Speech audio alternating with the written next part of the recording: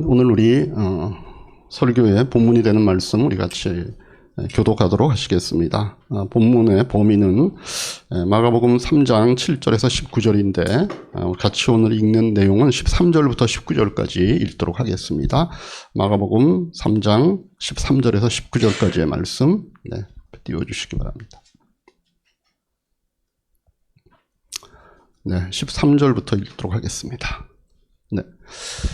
예수께서 산에 올라가셔서 원하시는 사람들을 부르시니 그들이 예수께로 나왔다.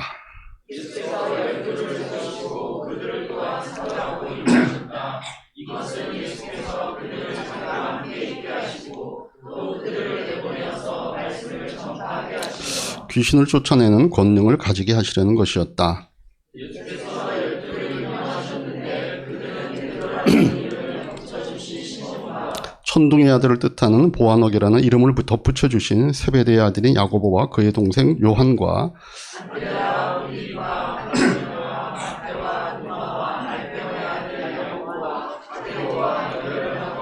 같이 봅니다. 예수를 넘겨준 가롯 유다이다. 이 시간 말씀 나누기 전에 다시 한번 앞뒤 옆에 분들 보시면서 서로 하늘복으로 축복하십시다. 하늘복 많이 받으십시오. 정말.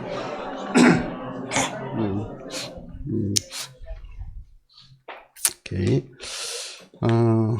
제가 어떤 목사님이 설교 테이프를 들으면서 설교 테이프를 들었다라고 하는 말이 나오는 걸 보면 굉장히 옛날 버전이죠. 설교 테이프를 들으면서 이런 말씀 하시는 것을 듣고 제가 좀 깊이 공감을 한 적이 있었습니다. 목사님의 말씀은 뭐였냐면 어떤 물건의 가치는 그 물건이 갖고 있는 유용성에 비례한다라고 하는 말씀이셨습니다. 여러분들 지금 제가 사용하고 있는 마이크만 봐도 그렇죠. 이거 뭐 별것처럼 보이지 않지만 이 메이커의 고급한 기종은 수십만 원 하는 마이크입니다. 저희 마이크가 그렇다는 건 아닙니다. 그러나 저희 마이크도 좋은 마이크입니다. 제가 이 설교를 좀 여러분에게 잘 전달하기 위해서는 이런 마이크가 필요하고 또 그렇기 때문에 비싼 값을 지불하고 마이크를 쓰는 겁니다. 근데 어느 날 이 마이크가 고장이 나갖고 이 마이크의 어떤 그 유용성이 없어지면 저는 아마 이 마이크를 쓰레기통에 버릴 겁니다. 그죠? 뭐 분리수거를 어디다 해야 되는가는 잘 모르겠지만 더 이상 제가 갖고 있을 필요가 없는 거죠. 여러분 사람의 가치도 좀 이 유용성에 비례하는 면이 있습니다. 물론 사람의 존재 자체가 귀합니다. 그런데 얼마나 그 사람이 유용하는가에 따라서 그 삶이 얼마나 가치 있는가라고 하는 것이 결정되는 게 통상적인 그러한 생각입니다. 어떤 사람이 많은 재물을 모아서 그런 면에는 성공했지만 그 사람이 사회에 유용한 사람은 되지 못할 때 또 그 모은 재물을 유용하게 쓰지 못할 때에는 언뜻 보기엔 성공한 삶처럼 보이지만 사실은 가치 있는 삶은 될 수 없는 겁니다.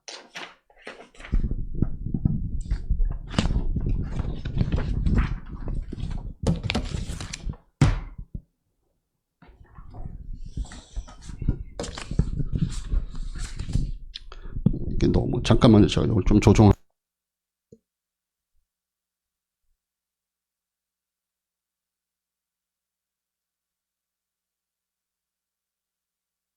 그런데 우리가 이 직장에서 좀 유용한 사람이 되려면 우리가 이 직장에서 가치 있는 사람이 돼야 됩니다. 우리가 사회에서 유용한 사람이 되면은 우리가 사회에서 가치 있는 사람이 됩니다. 그렇기 때문에 우리가 아마 이 인류에 있어서 없어서는 안 될 사람이라고 하면 우리는 이 인류에 큰 가치를 가진 사람이 될 겁니다. 그 원리대로 우리가 생각을 하면 인간이 살 수 있는 가장 가치 있는 삶은 이 온 천지 만물을 지으시고 또 그 천지 만물을 주관하시는 하나님께 쓸모 있는 사람, 그 하나님께 유용한 사람, 하나님께 쓰임받는 사람이라고 우리가 말할 수 있을 겁니다. 오늘 우리 본문을 보니까 예수님께서 제자들을 부르시는 장면이 나오죠. 거기에 하나님이 이렇게 필요로 하시고 또 하나님이 사용하시는 이 사람들을 가리켜서 성경은 제자다 이렇게 부릅니다. 그래서 우리도 어떻게 하면 오늘 이 본문에서 부름받은 그 제자들처럼 하나님께 필요한 사람이 되고 하나님께 쓰임받는 사람이 되고 그렇게 가치 있는 삶을 살 수 있겠는가라고 하는 것을 오늘 이 본문을 통해서 좀 여러분과 함께 이제 좀 나누려고 하는 겁니다. 자, 오늘 이 본문의 배경을 잠깐 말씀을 드리면 예수님이 아주 이제 유명해지시면서 소문이 이 팔레스타인 전역에 이제 퍼지기 시작했습니다. 그러니까 사람들이 방방곡곡에서 모여듭니다. 그래서 3절에서 7절까지의 말씀의 배경이 되는 지도 하나를 우리가 좀 보겠습니다. 여기 보시면 그 당시에 이스라엘 지도인데 여기 보시면 저 맨 위에 갈릴리 바다가 있죠, 그죠? 그 갈릴리 바다의 위쪽에서 예수님께서 사역을 하고 계시는데 지금 여러 지역에서 거기 보면 어떻게 되어 있습니까? 3절과 7절에 보니까 예수님께서 제자들과 함께 바닷가로 물러가시니 갈릴리에서 많은 사람이 따랐다. 이 갈릴리 지역에서 모입니다. 또 유대는 이 남쪽에 있는 지역 아닙니까? 그리고 그 유대의 수도였던 예루살렘, 또 그 위쪽에 있는 이두메, 또 이제 요단강 그 건너편에 있는 두로와 시돈 뭐 이런 곳에서 많은 사람들이 그 소문을 듣고 예수님께로 몰려왔습니다. 사역은 갈릴리 지역에서 하고 있는데 저 남쪽인 유다 지방에서도 사람이 올라오고 요단강 동쪽으로 치면 지금의 요르단 지역이죠. 저 요르단 지역에서도 사람들이 몰려오고 남쪽으로는 사해 밑에 있는 저기 이두메라고 하는 지역에서도 사람들이 올라오고 북쪽으로 치면 저기 지중해와 맞닿은 저쪽 북쪽 위쪽에 두로와 시돈이라고 하는 지역 있지 않습니까? 여기서 사람들이 몰려오는 겁니다. 그러니까 말 그대로 사역은 갈릴리 바다 지역 근처에서 하고 있지만 몰려드는 사람들은 이스라엘 전역에서 지금 예수님이 계신 곳으로 몰려들었다. 성경이 그렇게 얘기를 합니다. 그래서 우리 예수님께서 어려움을 겪는 겁니다. 그래서 9절 이하 우리가 이 12절까지의 말씀을 다시 한번 우리가 보십시다. 예수님께서 어떻게 하셨는가? 9절부터 한번 보시죠. 예수께서 무리가 자기에게 밀려드는 혼잡을 피하시려고 너무 많이 몰려드니까 제자들에게 분부하여 작은 배 한 척을 마련하셨다 이렇게 되어 있죠. 그리고 나서 어떻게 됐습니까? 10절에 그가 많은 사람을 고쳐주셨으므로 온갖 병으로 고통받는 사람들이 누구나 그에게 손을 대려고 밀려들었기 때문이다. 또 악한 귀신들을 예수를 보게 하면 그 앞에 엎드려서 외쳤다. 당신은 하나님의 아들입니다. 그러면 예수께서는 나를 세상에 드러내지 말아라 하고 그들을 엄하게 꾸짖으셨다. 그러니까 뭐 난리가 나는 겁니다. 그러니까 이렇게 사람들이 막 방방곡곡에서 뭐 끝도 없이 이렇게 몰려드니까 예수님께서 좀 더 몰려드는 많은 사람들에게 그리고 좀 더 멀리 좀 더 빨리 복음을 전해야 될 필요성을 예수님께서 느끼셨던 것 같습니다. 그래서 꼭 요 목적만은 아니겠지만 예수님께서 12명의 제자를 뽑으신 거예요. 이 12명의 제자를 뽑는 그 사건이 우리가 아까 같이 읽었던 3장 13절부터 19절까지 이제 기록이 되어 있는 겁니다. 근데 요 제자를 뽑으시는 요 장면을 보면 우리가 참 재미있는 사실 하나를 보게 됐는데 어떤 게 재미있냐면 예수님이 참 유머스러운 분이시다. 예수님 참 재미있는 분이시다. 이런 느낌을 받습니다. 왜냐하면 오늘 이 본문을 보니까 예수님께서 제자들에게 별명 붙이는 걸 좋아하셨고 또 요 지은 별명을 부르시는 것처럼 보이기 때문에 그렇습니다. 16절에 보니까 어떤 말씀이 있어요? 16절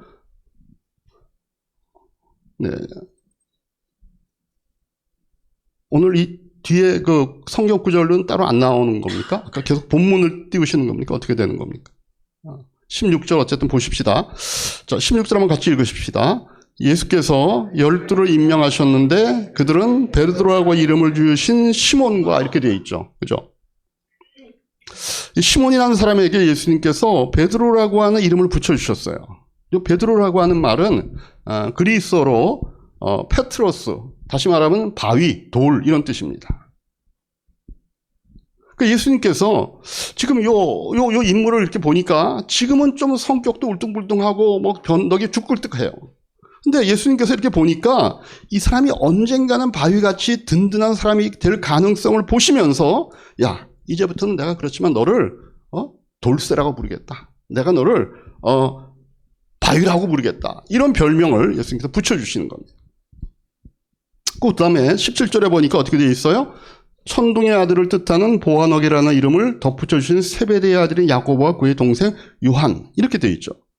여기 나오는 이 요한이 누굽니까? 우리 요한복음을 쓴 요한이죠. 요 형제도 예수님의 제자였어요. 근데 요 두 사람의 특징은 뭔가? 우리 다른 복음서에 보니까 이분들의 특징은 성격이 막 불같은 사람들이에요. 그래서 예수님께서 보시면서 야, 니네들은 왜 성격이 그렇게 급하냐? 내가 이제부터 너희들의 별명을 내가 너희들을 번개돌이라고 하겠다. 예? 예? 요즘 식으로 하면요, 이게 토르예요. 토르, 번개. 너는 천둥의 아들이다. 이런 이제 별명을 붙여주셨다는 거.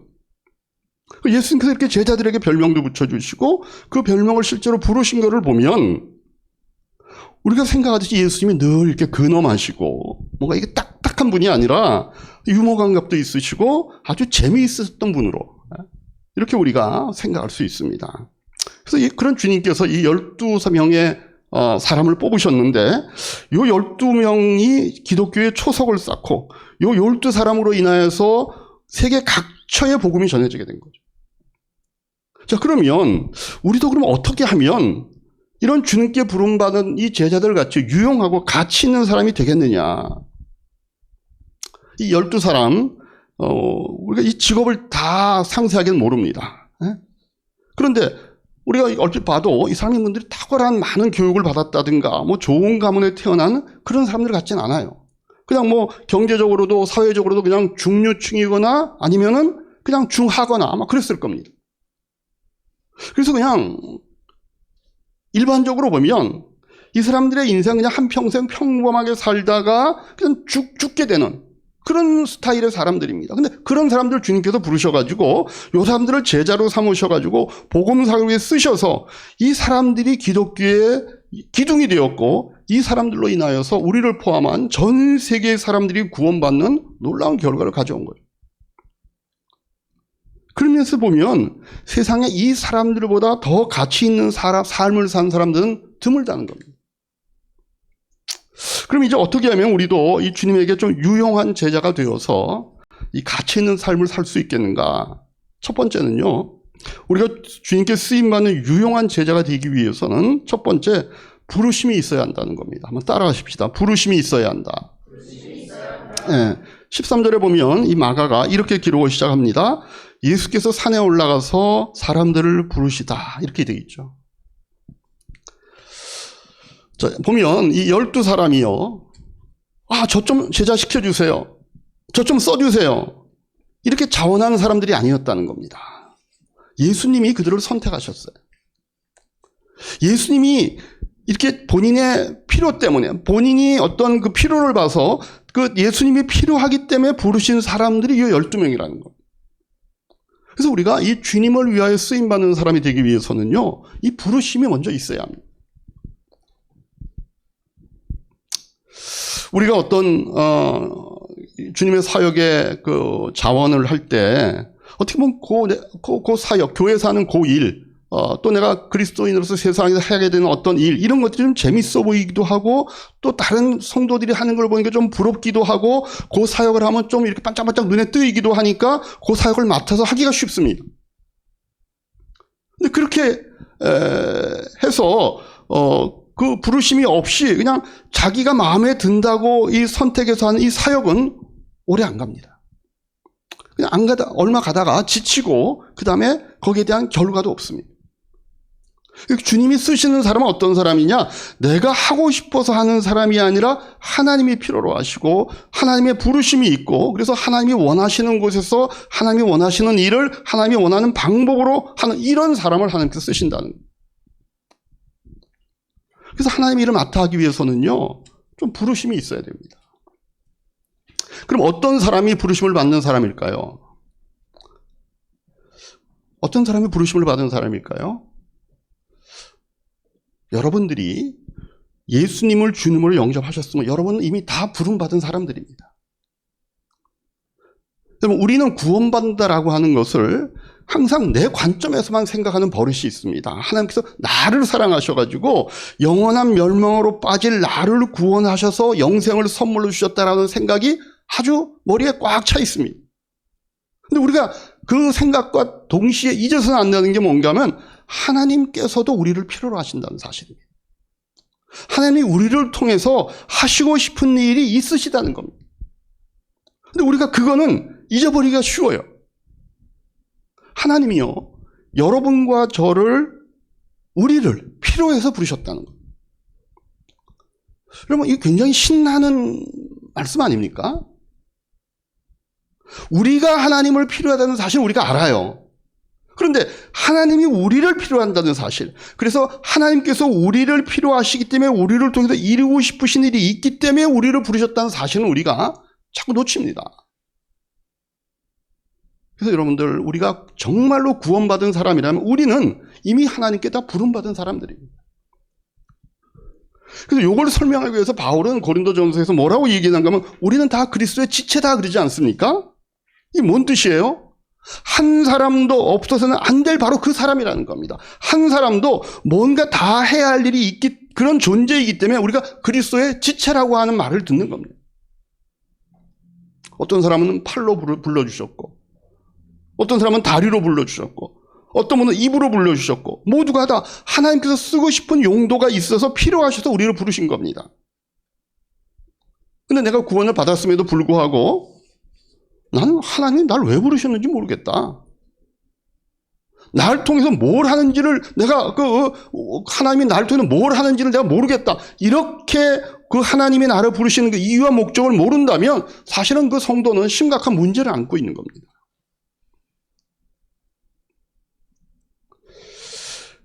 그런 사람은요, 자기가 구원을 얻지 못한 사람이든가 아니면은 사실은 이 후자가 더 중요한데 구원을 받았으면서도 지금 하나님의 마음을 전혀 모르고 있는 것. 하나님께서 필요해서 부르셨고 쓰고 싶은 데가 있으셔서 부르셨는데 하나님께서 나에게 뭔가 시키고 싶은 일이 부르셨는데 이 하나님의 마음을 모르고 있다는 겁니다. 그냥 나만 생각하는, 나만. 내가 구원 받았지. 내가 죽으면 천국 가지. 그럼 내가 이런 은혜를 받았지에만 집중을 하고 있는 겁니다. 이러면은요, 이게 뭐와 같으냐면 팔은 팔인데 마비된 팔이에요. 지체는 지체인데, 그럼 마비된 팔은 어떻게 보면 팔이 없는 게 낫지 않습니까? 그냥 붙어 있어가지고 마비가 됐으니까. 그럼 무게까지도 막 이렇게 다른 지체들이 지탱을 해야 되니까. 다리는 걷자고 있는 건데 이게 말을 안 들으면요, 우리 몸에 통증만 심어주고 이게 얼마나 사실은 불편합니까? 그럼 우리가 예수님이 영접하고 구원받게 된 거는 하나님의 부르심이 먼저 있었기 때문이라는 거죠. 그래서 우리가 하나님이 나를 왜 부르셨지? 나를 통해서 뭘 이루시기 위해서 나를 부르셨지라는 것들을 좀 발견할 수 있어야 된다는 거. 그래서 우리가 생명의 삶 여러분들 여기 대부분 다 하셨는데 그 생명의 삶 맨 마지막 단계에 가면 그 쓰는 게 있습니다. 여러분들 은사가 뭡니까? 그럼 가끔가다 거기에 모릅니다 이렇게 쓰는 분들이 있어요. 그럼 모릅니다 해도 점수는 줘요. 왜냐하면 뭐라도 쓰면 점수 주기로 했으니까. 근데 새로 믿는 분들이 그러면 별로 관계가 없는데 오래 교회를 다니신 분들 가운데서 그렇게 답하게 나면요 좀 답답해요. 하나님께서 필요해서 부르셨는데 그 필요로 해서 하나님께서 우리가 유용한 사람이 돼야 되겠는데 그냥 늘 멍한 겁니다. 내가 하나님 앞에 뭐 때문에 부름을 받았는지, 내가 그래서 하나님 앞에 어떤 일을 해야 되는 사람인지, 내 사역이 뭘 위해 나가야 되는지를 모르는 거예요. 온통 그냥 자기에 대한 생각. 내가 오늘 뭘 먹고 살고, 내가 어떤 사업의 계획을 갖고 있고, 내가 앞으로 내 인생을 어떻게 살 건지만 거기에만 집중하고 필요하면 하나님께도 도움을 청하는 정도밖에는 하나님과의 관계성이 안 만들어져 있는 거예요.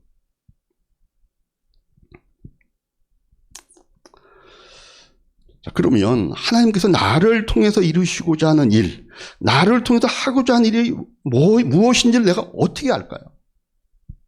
그것 때문에 부르셨다면 우리가 알아야 될 거잖아요. 그죠? 여러분, 하나님께서 우리를 부르셨으면요, 반드시 무슨 일을 하는지를 원하신다라고 하는 걸 우리에게 가르쳐 주십니다. 우리가 섬기는 하나님은요, 그런 추상적인 하나님이 아니라 멀리 계신 하나님이 아니시고 우리에게 말씀해 주시기를 원하시고 우리를 돕기를 원하시고 우리와 같이 생활하시기를 원하시는 하나님 아닙니까? 아주 구체적인 하나님이십니다. 그래서 우리에게 내가 너를 왜 불렀는지, 뭘 너에게 원하는지를 가르쳐 주신다는 겁니다. 제가 이 사실을 깨달으면서, 제가 목사이긴 하지만 그 이전과 이후에서 생활이 굉장히 편해졌습니다. 신앙생활 하는데. 저는 한때 기도라는 걸 어떻게 생각했냐면은, 하나님은 원치 않으신데 내가 열심히 졸라가지고 받아내는 거다. 에? 하나님의 뜻을 발견한다는 것은 마치 미로와 같은 건데, 내가 신앙생활을 많이 하고 성경을 많이 읽어서 영적으로 똑똑해지면 그 다음에는 그 미로의 길을 찾아갈 수 있는 어떤 그런 수준에 올라가는 거다, 이렇게 생각한 적이 있었거든요. 근데 제가 깜짝 놀란 게 뭔가 하면 하나님은 그런 분이 아니시라는 거예요. 하나님은 기도하기 전에 우리가 이미 원하는 거, 필요한 걸 뭔지를 안다라고 하셨잖아요. 우리에게 주기를 원하시는 하나님이시거든요. 그래서 하나님의 지혜는 우리가 풀어가야 되는 수수께끼가 아니라 우리가 지혜를 구하면 즉시 주신다라고 야고보가 얘기하잖아요. 그렇게 하나님께서는 우리에게 말씀하기를 원하시고 그 음성을 들려주시기를 원하시는 분입니다. 그래서 하나님은 우리를 만약에 뭔가에 쓰시기를 원하시면 내가 너를 이런 일을 위해 쓰신다라고 말씀해 주신다는 거예요. 근데 그 하나님의 뜻이 우리에게 어떻게 오는지 아십니까? 보통은 바깥으로부터 오지 않고 내 속에서 옵니다. 하나님께서 우리에게 어떤 소원을 심어주신다는 거예요. 하나님이 A라고 하는 일을 나를 통해서 하기를 원하시면 하나님이 얼마나 좋으신 분이지, 내 마음속에 이미 역사하셔서 A라고 하는 일을 하고 싶은 소원을 주시는 겁니다. 그 다음에 소원만 심어주시는 것이 아니라 그 다음에 할 수 있는 능력도 같이 주셔요. 그래서 바울이 빌립보서 2장 13절에 뭐라고 얘기했습니까? 우리 같이 한번 읽겠습니다. 같이 시작. 하나님은 여러분 안에서 활동하셔서 여러분으로 하여금 하나님을 기쁘시게 해드리는 것을 염원하게 하시고 실천하게 하시는 분이다. 네. 얼마나 좋으신 분이에요. 하나님이 나를 쓰기를 원하시고 나를 통해 이루시고 싶은 일이 있으시면 우리에게 염원하는 마음을 주신다는, 그 소원을 심어주신다는 거예요. 그럼 내 소원하고 내 속에서 일어나니까 그게 내 소원하고 하나님의 소원인지를 내가 어떻게 구별하느냐. 이거는요, 차차 경험을 통해서밖에 배울 수는 없습니다, 사실. 그러나 그 소원이요, 나에게 뭔가 희생을 가져옴에도 불구하고 내가 갖고 있는 이 소원이 고난과 어려움을 의미하는데 불구하고 끝까지 사라지지 않고 지속적으로 떠오르는 어떤 그런 소원이 있다고 하면, 요거는 하나님이 주신 소원이고 나를 통해 이루고 싶으신 것이다라고 보면 거의 틀림없습니다. 여러분, 저희 교회에도 제가 어떤 목자님들을 보면요, 참 이상할 때가 있어요. 이 교회에서 봉사하시고 희생하시는 이런 분들 보면 저분이 왜 저럴까? 어떨 때는 제가 목사인데도 잘 이해가 안 돼요. 왜냐하면 저는 못할 것 같아요. 그냥 자기 목장의 목원을 섬기기 위해서 본인이 교회에서 시험에 들고 흔들리는 그런 상황에 있는 것처럼 보이는데도 버티고 있는 겁니다. 왜? 내가 흔들리면 우리 목원들은 어떡하나, 이런 목원들을 섬기려고 하는 소원이 있기 때문에 그렇습니다. 그러니까 자기는 뭔가 버티고 있고 이렇게 뭔가 자기의 그 상황을 이렇게 참 감내해 가는 게 힘든데도 불구하고 그 목원들 때문에 본인은 버텨요. 여러분, 그렇게 하나님께서 어떤 우리에게 소원을 주시는 겁니다. 그래서 어떤 때는 누가 아프다 이런 얘기만 들으면 내가 이분 위해 기도해야 되겠구나, 이런 소원을 심어주시기도 하시고, 어떤 때는요, 이렇게 교회 화장실에 가서 뭔가 휴지가 이렇게 좀 바닥에 떨어져 있으면, 뭔가 마음이 답답하고, 자꾸 그게 눈에 신경 쓰이고, 그러면 하나님께서 너 화장실 좀 청소해라 하는 그런 부름이실 수 있거든요. 어떤 분은요, 그거 봐도 아무 감흥이 없어요. 휴지 밟고 지나가고, 근데, 그렇게 하나님이 주시는 소원을 못 느끼는 분들은 그러면 어떡하냐? 근데 하나님이 친절하셔가지고 그런 경우에는요, 교회를 통해서 어떤 사역을 해야 될지를 가르쳐 주십니다. 교회 지도자들, 교회 리더 그룹이 그분의 사역을 놓고 기도를 하고 의논할 때 어떤 누구의 이름이 떠오르게 된다든가 그 사람의 얼굴을 떠오르게 해서 아마 이 사람에게 이 사역을 맡아보면 좋겠다라고 하는 그런 생각을 심어주시거든요. 그럼 그분에게 그 사역을 맡기면 그게 그분이 할 사역일 수 있다, 하나님의 부르심일 수 있다는 것. 여러분, 우리가 지금 이 하나님께 쓰임받는 이 삶, 굉장히 가치 있는 삶입니다. 그러기 위해서 여러분의 심령 가운데 들려주신 그 마음속의 소원을 여러분들이 좀 주의하시고, 또 교회를 통해서 들려주시는 그 부르심의 음성에 귀 기울이셔가지고 하나님께 꼭 필요한 사람 되시고 주님을 위해 크게 쓰임받는 사람 되셔가지고 가치 있는 그런 삶을 살기를 주님의 이름으로 축복합니다. 두 번째, 우리가 예수님께 유용한 제자가 되기 위해서 가치 있는 삶을 살기 위해서는요, 어떻게 해야 되는가? 두 번째는 예수님과 같이 있어야 됩니다. 한번 따라하십시다. 예수님과 같이 있어야 된다. 14절에 보니까 무슨 말씀이 있습니까? 14절 우리 같이 한번 읽겠습니다.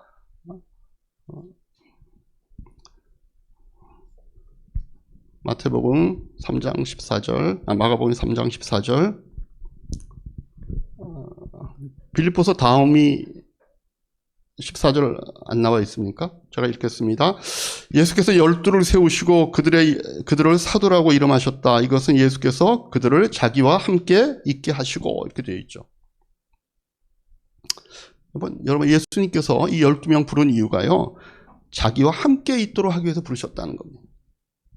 여러분 예수님께서 제자를 키우실 때 교실에서 키우시지 않았습니다. 가끔 만나가지고 좋은 강의를 함으로써 그 제자들을 양육하지 않았습니다. 어떻게 했냐면 부르셔서 늘 함께 계셨어요. 어떤 분들은 이 가정교회 운동에 참여하는 교회들 보고서 거기는 제자훈련 어떻게 이렇게 묻거든요. 왜냐하면 기존의 제자훈련의 방식이 아닌 거예요. 다른 데는 다 제자훈련 한다면 뭐 공부하는 게 많아요. 근데 가정교회의 제자훈련은요, 보고 배우는 훈련입니다. 목자 밑에서 그 목장을 통해서 목원들이 보고 배우는 게 제자훈련입니다. 그래서 나중에 그 목장에서 이제 다음번 목자가 되기 위해서 예비 목자가 되면서 이 목장 모임은 이렇게 인도하는 거구나. 이렇게 우리 목자님을 보니까 어떤 우리 목원이 어려움을 당했을 때 이런 식으로 돕는 거구나. 목자님이 되기 위해서는 저렇게 희생할 수 있는 거구나. 이렇게 보고 배우다 보니까 나중에 목자를 시켜놓으면은요, 잘한다는 겁니다. 이렇게 우리 예수님께서도 제자들을 불러서 같이 사셨어요. 예수님과 대화도 나누고, 예수님과 사역하는 걸 옆에서 보고, 관찰도 하고, 궁금할 때는 질문도 하고, 그래서 제자로 자라날 수 있도록 하신 겁니다. 그래서 우리가 정말 주님께 쓰임받는 사람이 되기 위해서는요, 예수님과 같이 있어야 돼요. 하루 종일은 지금 우리가 예수님 지금 우리 눈에 보이지 않으니까 하루 종일 같이 있을 수는 없어요. 그러나 하루에 예수님과 같이 있을 수 있는 시간을 정해서 적어도 얼마 동안이라도 규칙적인 시간이 있어야 되는 거예요. 쉽게 말하면 우리가 주님께 쓰임받는 사람이 되기 위해서는요, 기도하는 시간, 말씀 있는 이 두 시간만큼은 우리의 삶 가운데 반드시 있어야 된다. 그냥 일주일에 예배 한번 참석하면서 내가 주님께 쓰임받는 사람이 되어야 되겠다? 내가 주님께 유용한 사람이 되어야 되겠다? 그래서 나는 주님 앞에 복을 받아야 되겠다? 이거 어림없는 일이에요. 우리가 좀 주님께 쓰임받는 사람이 되기 위해서는요, 주님과 같이 있는 시간, 기도하는 시간, 말씀하는 시간이 우리에게 있어야 돼요. 어떤 분들은요, 교회 사역 많이 하는 거, 이게 주님과 같이 있는 시간이 아닌가, 이런 생각하고 있는 분들도 있는데, 그럼 반드시 그렇지는 않습니다. 오히려, 주님께서 뭔가 강하게 역사하는 그 사역의 현장 가운데서 주님께 크게 쓰임을 받는데도 불구하고 정작 주님과는 같이 있지 않을 수도 있어요. 제가 이름만 대면 아주 유명한 이런 목사님을 제가 한번 만나서 서로 대화할 그 시간이 있었는데, 이분이 막 본교회 예배에도 뭐 몇만 명입니다. 집회 때마다 강사로 너무 바쁘게 이렇게 불려다니시는 그런 분입니다. 아마 국내 국외로. 그리고 교회에서만이 아니라 우리나라 사회적으로도 국가적으로도 이 국지국지나 일에는 꼭 이름이 들어가는 그런 분이십니다. 그래서 제가 우연히 그날 그 교회에서 운영하는 카페 그리고 그 서점에 이렇게 간 일이 있는데 우연히 만났어요, 그 목사님을. 제가 옛날에 미국 유학할 때 그 목사님과 함께 그 워싱턴에서 이렇게 같이 좀 정기적으로 지낼 수 있었던 시간이 있어서 제가 친분이 있습니다. 그랬더니 서로 반가워하고, 저는 뭐 반가워할 수 있는데 그런 분이 저는 모른 체 할 수 있거든요. 근데 굉장히 저도 반가워하더라고요, 저를. 그래서 저도 그러시냐고 어떻게 했더니 아주 큰 마음으로 커피 한 잔 사주시면서 그러면서 그분이 쭉 뭐 얘기하는 가운데 그런 얘기를 하시더라고. 이 목사, 내가 요즘 뭘 하고 있는지 모르겠다. 주일 예배 설교를 마치고 또 뭐 다른 데 집회 가서 이렇게 뭐 강의를 마치고 이렇게 뒤돌아서서 당단에서 내려오면 허탈하다고. 내가 뭘 지금 위해 사는지 모르겠다고. 그래서 어떻게 해야 되나 요새 그 고민하고 있다 그러시더라고. 아마 뭔지는 제가 잘 모르겠지만 아마 그분이 좀 뭔가 메말라 계셨던 시기였던 것 같아요. 지금은 안 그래요. 지금은 이제 다 아마 그 시기가 지나서 좀 더 많이 부흥하시고 더 많은 일을 하고 계셔요. 근데 그때는 그러셨어요. 아마 제가 생각하기에 이분이 기도와 말씀을 위한 시간이 없진 않았을 것 같아. 그런데 여러분 참 목사님들은 불행할 수 있는 게 뭔가 하면 이게 써먹기 위한 시간입니다. 요 근처에 있는 유명한 목사님 이제 은퇴하셨는데 그 목사님 은퇴하시면서 우리 이제 지역 목사님들 모임에서 그 얘기 하시더라고. 자기가 은퇴하고 나니까 비로소 성경이 제대로 봐지더라고. 무슨 얘기예요? 그랬더니요. 목회를 하고 있을 때는요, 성경을 볼 때도 언제나 설교 준비를 위해서 본다는 거예요. 내 영혼을 위해 보는 게 아니라. 그래서 요즘은 성경이 이렇게 너무 좋대요. 옛날에는 뭔가 성경을 읽으면서 부담이, 이걸 어떻게 해석을 하고, 이걸 어떤 방법으로 어떻게 교인들에게 하고 그러니까 이게 다 그런 거에 재료로만 쓰였지, 자기의 영혼을 위해서는 안 쓰일 수 있거든요. 기도 시간도 마찬가지예요. 여러분, 그래서 우리가 어떤 사역하는 거, 주님의 사역을 하는 거, 주님과 같이 있는 것으로 혼동하지 말아야 됩니다. 그리고 우리가 주님을 위해서 일을 많이 하면 할수록, 바쁘면 바쁠수록 늘 기도 시간이 늘어야 되고 말씀 있는 시간이 더 늘어야 된다는 거예요. 그래서 우리가 원칙이 뭐예요? 주님께 쓰임받기 위해서는요, 주님과 같이 있어야 돼요. 우리 가운데 자기의 인생, 자기의 삶이 주님께 좀 크게 쓰임받는 그런 쓰고 싶은 마음, 이런 마음이 계신 분들 어떻게 해서든지 기도 시간, 이 말씀 있는 시간을 내셔가지고 하나님께 유용한 사람, 또 크게 쓰임받고 좀 가치 있는 이런 삶을 살게 되시기를 부탁합니다. 마지막 우리가 세 번째, 주님께 유용한 제자가 되어 가치 있는 삶 살기 위해서는 세 번째는요, 동역자를 좀 포용해야 됩니다. 따라합시다. 동역자를 포용해야 된다. 네, 오늘 마가복음 3장 본문에 보면 그 이후에 12제자 이름이 쭉 나오지 않습니까?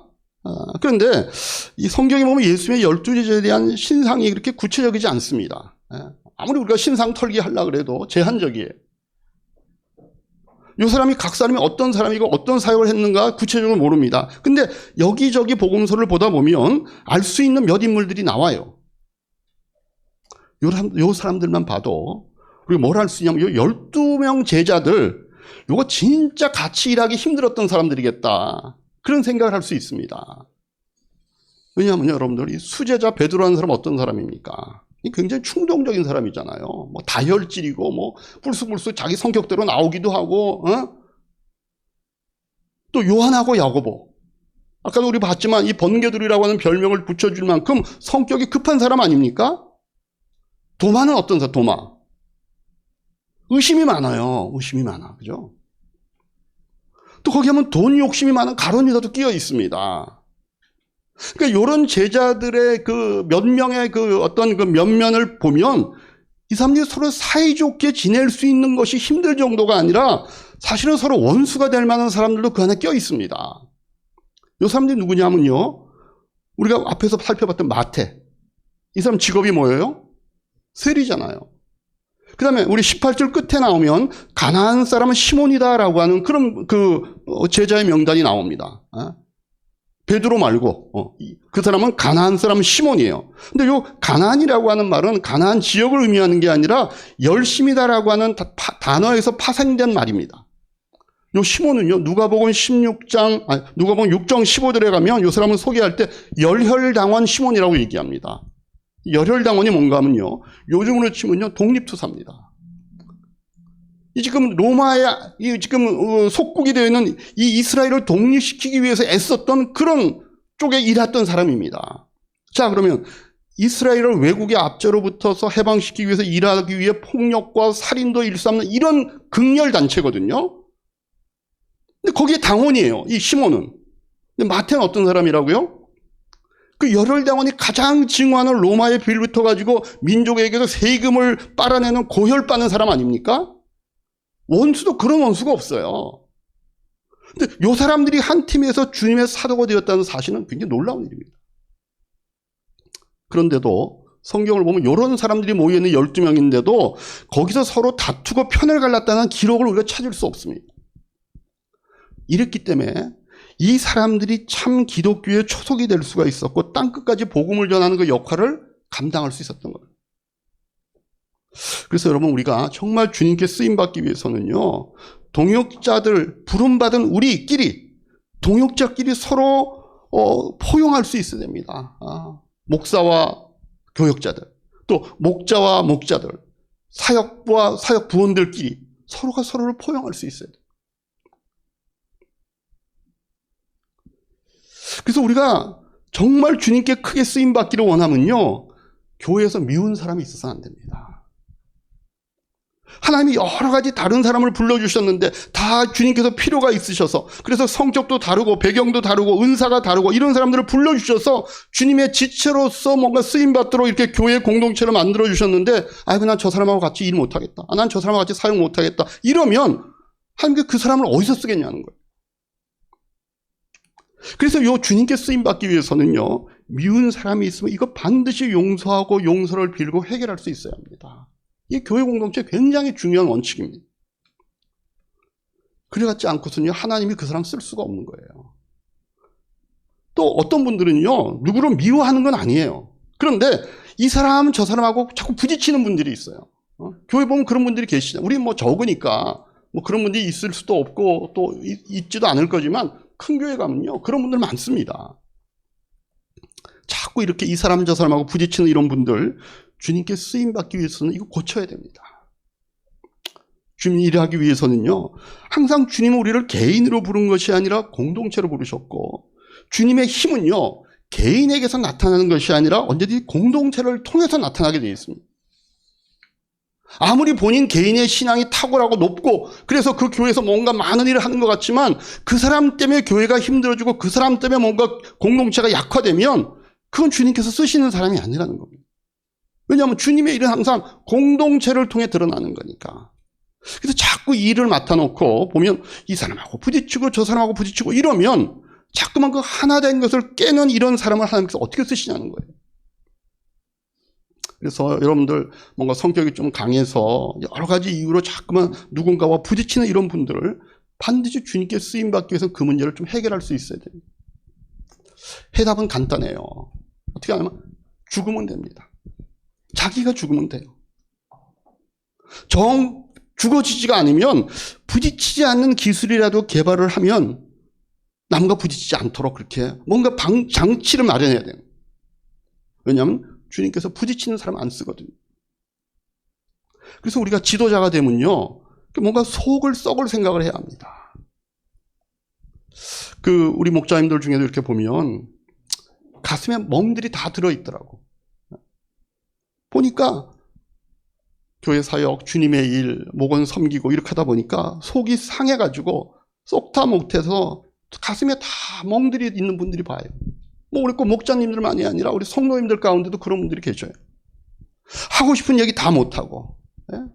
말 안 되면 가고서 좀 뭔가 이렇게 큰 소리라도 치고 한 대 이거 쥐어받고 싶은데 그렇게 하지도 못하고, 뭔가 억울한 상황인데 변명도 제대로 못하고 이렇게 하다 보면 가슴에 멍이 들거든요.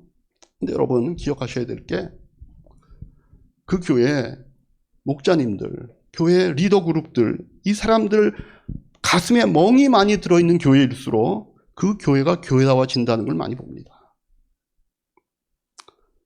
뺀질거리는 그 리더들 있잖아요. 뺀질거리는 교인들이 많으면 그 교회는 힘이 듭니다. 말씀을 맺겠습니다. 여러분들, 이왕 우리가 이 세상 사는데 우리가 좀 가치 있는 삶 이렇게 살아야 되지 않겠습니까? 회사에서 우리가 아무리 충성하고 회사에서 가치 있는 사람이라고 인정을 받아도 어느 날 쓸모없다는 것이 회사에서 발견하면 아무리 그 회사에 몇 년이 됐든 어떤 직위에 있든 가차없이 자르지 않습니까?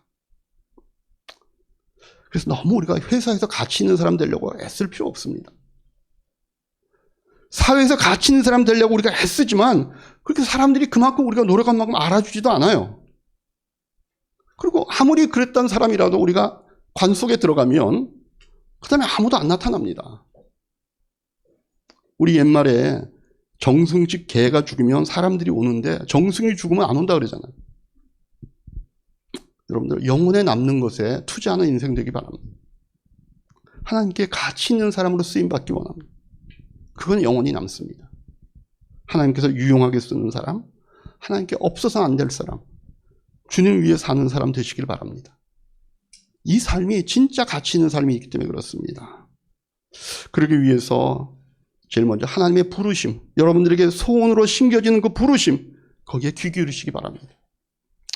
그리고 정말 내가 주님께 크게 쓰임받고 싶은 소원이 있으면은요, 예수님과 함께 보내는 시간을 많이 늘리시기 바랍니다. 그리고 무엇보다도 주변에 있는 사람을 여러분들 다 포용하셔가지고 하나님께서 정말 이 사람 쓰고 싶은데, 정말 꼭 쓰고 싶은데 다른 이 사람에게 일 맡겨주면 자꾸 누구하고 부딪힐 것 같으니까 못 쓰는 이런 불상사가 없도록 하나님 그 일 저에게 맡겨주세요. 하나님 저 좀 써주세요. 하나님 필요한 일 있으면 저 좀 불러주세요. 이렇게 말할 수 있는 여러분과 제가 될 수 있기를, 우리 이하이교회에 속한 모든 성도님이 될 수 있기를 주님의 이름으로 축복합니다. 기도하겠습니다.